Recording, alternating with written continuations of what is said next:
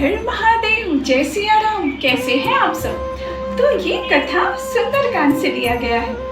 यदि हमसे कोई काम नहीं होता है ना, तो हम दूसरे पर भरोसा नहीं करते कि वो ये काम कर सकता है। ठीक है, तो ऐसे ही देवताओं को श्री हनुमान जी महाराज पर भरोसा नहीं हुआ।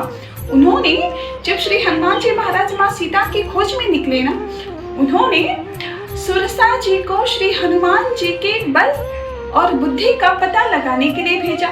सुरसा जी आ गई और सुरसा जी ने कहा, आज सुरन मोहि दीन आहारा, और कहती है कि आज देवताओं ने मुझे सुंदर आहार दिया है।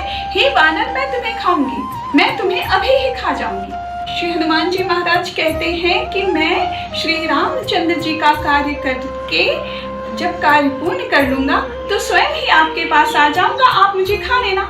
लेकिन सुरसा जी मानने को तैयार ही नहीं। उन्होंने कहा कि नहीं वानर, मैं तुम्हें अभी ही खाऊंगी। तो जब किसी भी भांति सुरसा जी मानने को तैयार नहीं हुई ना, तो श्री हनुमान जी महाराज ने बोला, ठीक है, जब आप मान नहीं रही है तो मुख खोलिए और खा जाइए।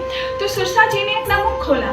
जैसे ही सुरसा जी ने अपना मुख खोला ना, श्री हनुमान जी महाराज ने अपने शरीर का आकार बढ़ा कर लिया। सुरसा जी ने भी अपने मुख का आकार बड़ा किया। 16 जोजन मुख ते ठयहु, 16 जोजन तक अपना आकार बढ़ाया। अब देखिए, यहाँ से खेल शुरू हुआ। सुरसा जी 16, श्री हनुमान जी महाराज 32। ऐसा करते करते सुरसा ने 100 जोजन का अपना मुख खोला। 100 जोजन मतलब 1200 किलोमीटर का सिर्फ मुख खोला। आनन मतलब मुख। तो सुरसा ने 1200 किलोमीटर का सिर्फ अपना मुख ही खोला। तो यहाँ श्री हनुमान जी महाराज सोचते हैं कि यदि मैंने अपना रूप और विराट कर लिया तो क्या गारंटी है कि ये अपने मुख का विस्तार और ज्यादा नहीं करेगी। हो सकता है अभी मैं 200 जोजन हो जाऊं तो ये 300 जोजन हो जाए, तो इस खेल का तो कोई अंत ही नहीं होगा। तो श्री हनुमान जी महाराज सोचते हैं, अगर मैंने अपने शरीर को इतना ही बढ़ाया तो मेरा आधा शरीर प्रभु के पास चला जाएगा, आधा शरीर माता के पास चला जाएगा। तो प्रभु सोचेंगे कि हनुमान वहां पता लगाने गया है या खेल खेलने गया है।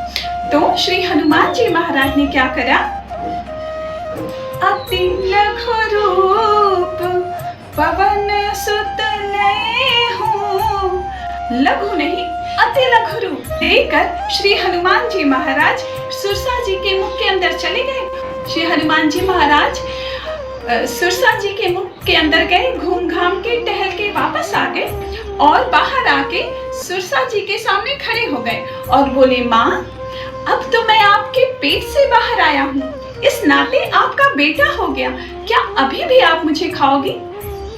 देखिए, यहाँ एक बात कहते हैं लोग कि जब श्री हनुमान जी महाराज सुरसा जी के मुख के अंदर गए थे तो सुरसा जी ने तुरंत मुख क्यों नहीं बंद किया?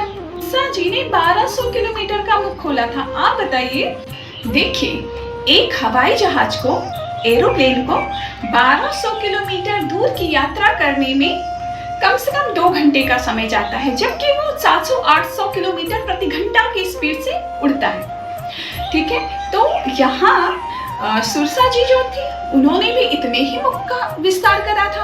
अब उतनी ही स्पीड से, उतने ही वेग से वो अपने मुख को बंद कर रही थी। तो जब तक वो अपना मुख बंद कर पाती तब तक श्री हनुमान जी महाराज मुख के अंदर गए, घूम घाम के टहल कर वापस आ गए। फिर उन्होंने हाथ जोड़ा और कहा कि मैया, अब तो मैं आपके पेट से बाहर आया हूँ, इस नाते आपका बेटा हो गया, क्या अभी भी आप मुझे खाओगी?